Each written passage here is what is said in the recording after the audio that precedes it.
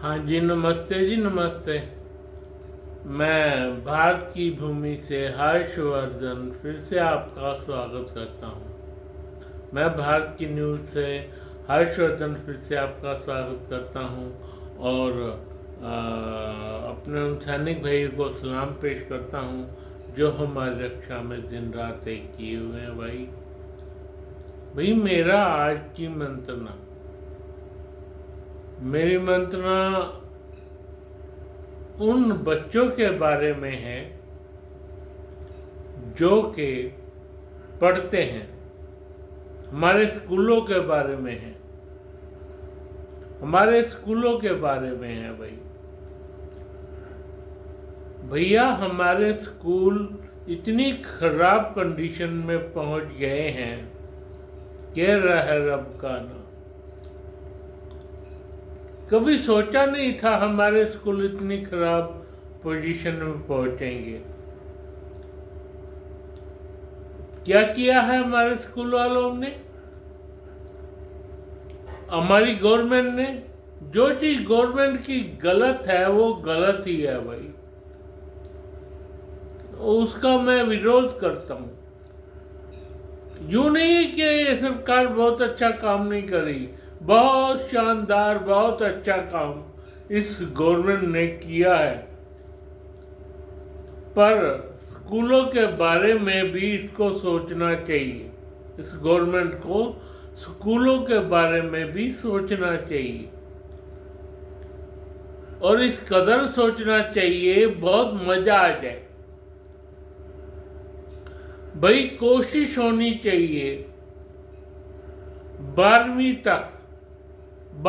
तक इनसे कोई पैसा ना लिया जाए, अच्छे टीचर हो हमारे, अच्छे वो हों टीचर, पढ़ाने वाले हों, और 10वीं से 12वीं नो प्रॉफिट नो लॉस पे हो, और 10वीं तक कोई पैसा ना लिया जाए तो नॉमिनल लिया जाए। क्या ये आपको सुनाई नहीं देता? हमारी गवर्नमेंट को ये सुनाई नहीं देता?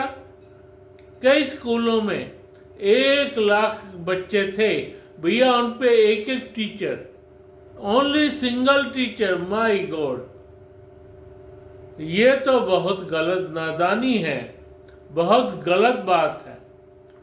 गवर्नमेंट ये सोच रही है कि इसको भी प्राइवेटाइजेशन कर देना चाहिए। नहीं भाई नहीं, सारा काम गलत हो जाएगा हमारा।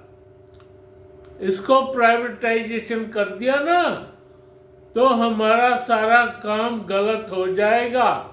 बच्चों को पढ़ाने का, बच्चे किस उसमें पढ़ेंगे, क्या करेंगे, क्या नहीं करेंगे? भाई 10वीं तक बेस होता है बच्चों का, वो गवर्नमेंट इतनी अच्छी तरह से दे सकती है। वो बेस वो प्राइवेट स्कूल नहीं दे सकते, वो प्राइवेट स्कूल दे ही नहीं सकते। जो गवर्नमेंट दे सकती है ना बच्चों को, बेस बच्चों का, वो प्राइवेट स्कूल हो नहीं सकता।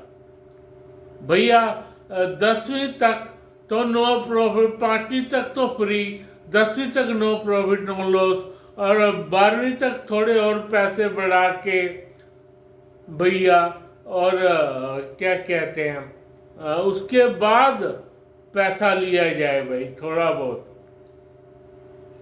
थोड़ा बहुत पैसा उसके बाद दिया जाए। चाहे तुम वो बनाते हो, क्या कहते हैं, स्कूलों, यूनिवर्सिटी बनाते हो, चाहे तुम नीट की परीक्षा दिलवाते हो, चाहे तुम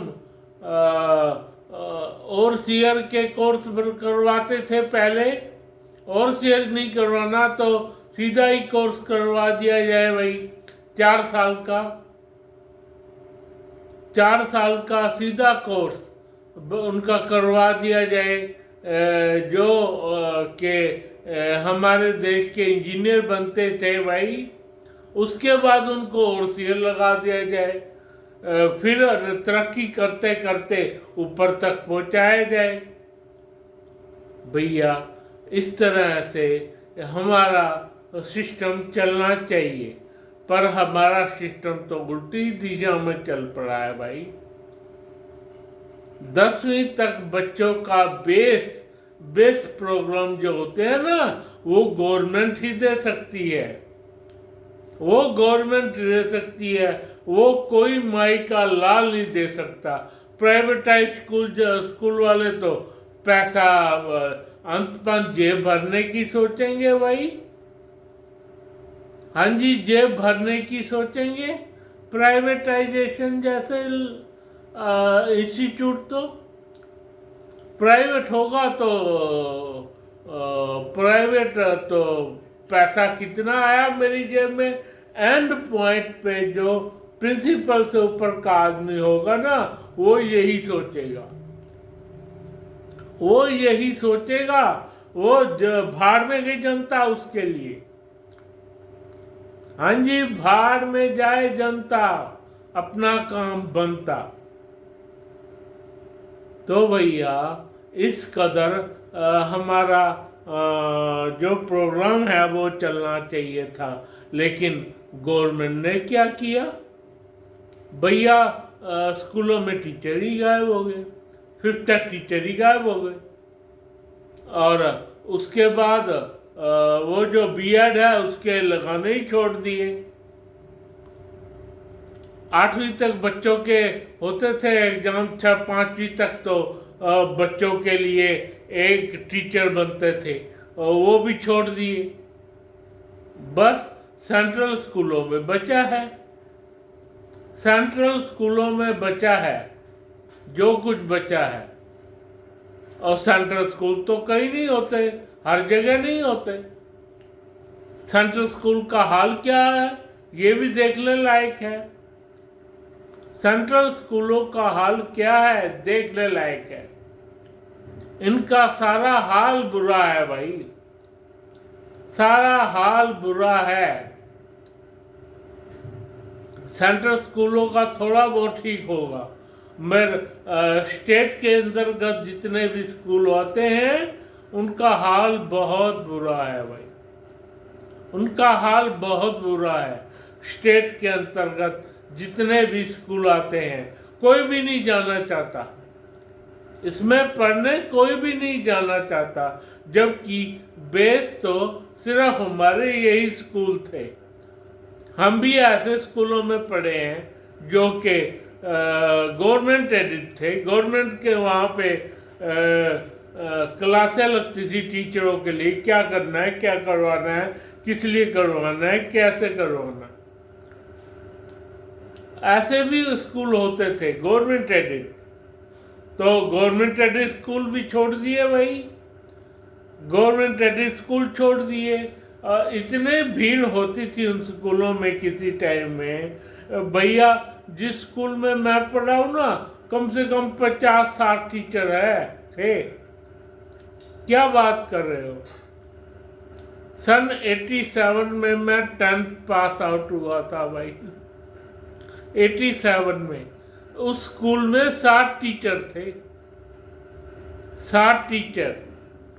हिसाब लगा लो आप, पहली से 5वीं तक ही 4 सेक्शन थे, तो उसमें 20 टीचर आ जाते थे, 5 चौक 20। और उसके बाद के 10वीं तक टीचर, 10वीं तक का वो स्कूल था, उसमें भी 60 टीचर, टोटल मिला के 60 टीचर हुआ करते थे। और बहुत अच्छी तरह से पढ़ाई चलती थी भाई, मारते भी थे टीचर। कोई गलत बच्चा पकड़ गया ना, उसको दंड भी मारते थे, यूं नहीं यूं मार दिया भैया। उनके हाथ में डंडा भी होता था और हम खुश थे, हम खुश थे।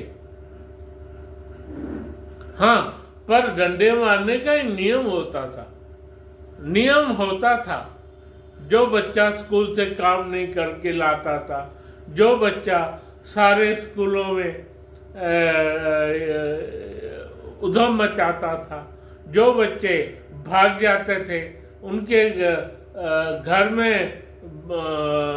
में भेजी जाती थी शिकायतें भाई, उनके घर में भेजी जाती थी शिकायतें। आप हिसाब लगा लो, क्या क्या ऐसा हो सकता है आज भी? बिल्कुल हो सकता है भैया। इस तरह से गंद मचाना तो ठीक नहीं है, इस तरह से गंद मचाना हमारे देश में बिल्कुल भी ठीक नहीं है। इस तरह से गंद मचाया जाएगा तो खिलाफ तो होंगे ही, स्कूल खिलाफ तो होंगे, बच्चे खिलाफ तो होंगे भैया। बच्चे देखते हैं ना क्या हो रहा है, 12वीं के बाद टीचर नहीं है तो इसलिए कल राजस्थान के बच्चे भी आ गए सड़कों पे कि अलाउ टीचर, हमारे कहाँ है टीचर। इसी तरह ही क्या कहते हैं एमपी में आ गए, छत्तीसगढ़ में आ गए, इस तरह से टीचर आ गए भाई। गवर्नमेंट तो इनसे अपना पल्ला झाड़ रही है, गवर्नमेंट इनसे अपना पल्ला झाड़ रही है, जो कि अच्छी बात नहीं है भाई, बिल्कुल भी अच्छी बात नहीं है। गवर्नमेंट इनसे कैसे पल्ला झाड़ेगी, बिल्कुल भी अच्छी बात नहीं है, मैं सच कह रहा हूं। तो भैया अब क्या किया जाए? गवर्नमेंट को तो बस पैसा प्यारा लगता है, प्राइवेटाइजेशन कर दिया, भाड़ में जाए जनता, भाड़ में जाए जनता। और भैया इसका वो सारे बच्चे भुगत रहे हैं, इसका खामियाजा सारे बच्चे भुगत रहे हैं भाई। कम से कम 12वीं तक बच्चों को इस कदर पढ़वाना चाहिए, इस कदर खेलों में रुचि रखनी चाहिए, रखवानी चाहिए बच्चों की। हमारे खेल के 2 पीरियड होते थे भाई, एक बीच में, एक लास्ट में, लास्ट वाला पीरियड। वरना एक तो होता ही होता था। 8वीं और 10वीं में बोर्ड के पेपर होते थे तो उसमें एक पीरियड खेल का होता था, एक पीरियड खेल का होता था। तो मेरा मानना ये है मेरे देश के कर्णधारों कि तुम किस कदर स्कूल चला सकते हो।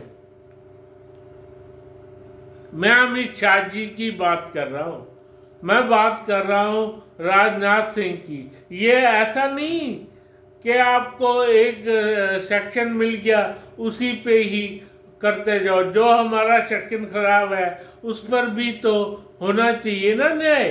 शिक्षा मंत्री तो देख रहा है ना, शिक्षा मंत्री तो देख रहा है, जो भी हमारा शिक्षा मंत्री है भाई, जो भी पूरे इंडिया का शिक्षा मंत्री है, वो अगर देख रहा हो मेरा वालों, तो उसको इस बात की खबर होनी चाहिए भाई।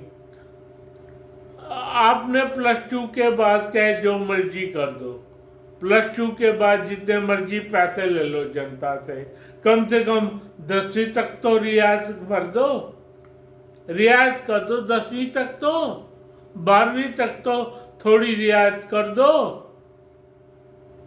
और जो ये कॉलेज है, जैसे कि जैसे कॉलेज होते हैं जो जिसमें BA MA करवाई जाती है, इसमें थोड़ा पैसा ले लो, इसमें थोड़ा पैसा ले लो और गरीब बच्चों को दे दो, ऐसे ही दे दो, पढ़ाई नो प्रॉफिट नो लॉस पर। गरीब बच्चों को इस तरह कर लो। और भैया नीट वालों से और इंजीनियर से सारे बच्चों से पैसा ले लो भैया, पैसा ले लो। तो ये जाकर इस तरह से हमारे नियम बने तो बहुत अच्छा है, बहुत अच्छा है अगर इस तरह से नियम बने। मैं इस बारे में मंत्रणा करता रहूँगा गवर्नमेंट से, और ये प्रधानमंत्री से भी इस बारे में पूरी मंत्रणा मेरी रहेगी। पूरी की पूरी मंत्रणा मैं करता रहूँगा, और हो सके अगर ये लोग नहीं माने तो भैया मेरे को क्या कहते हैं, ये जो होते हैं हमारे क्या होते हैं जो कोर्टें होती हैं, सुप्रीम कोर्ट है, हाई कोर्ट है, भैया इनमें जाना पड़े तो मैं जाऊंगा ठीक होने के बाद। मैं कब ठीक होता हूँ ये तो की बात है, पर मैं जाऊंगा जरूर। मैं जाऊंगा जरूर अपने बच्चों को लेके, कि मेरे देश के बच्चे फर्स्ट क्लास हो, फर्स्ट क्लास मेरे देश के बच्चे हो पढ़ने में भाई। तो इसका ये बताओ तुम क्या करोगे, क्या कर सकते हो देश के बच्चों के बारे में, ये जानना बहुत जरूरी है। इसमें मंत्रणा प्रधानमंत्री की भी रहेगी, बहुत रहेगी भाई, बहुत रहेगी, बहुत मंत्रणा रहेगी। फिलहाल मैं अपने नमस्ते करता हूँ अपने उन सैनिकों को, और सब्सक्राइब करो मुझको, लाइक करो भाई। इस बारे में मैं बहुत कुछ करने वाला हूँ देश के बच्चों के बारे में। धन्यवाद, धन्यवाद, धन्यवाद।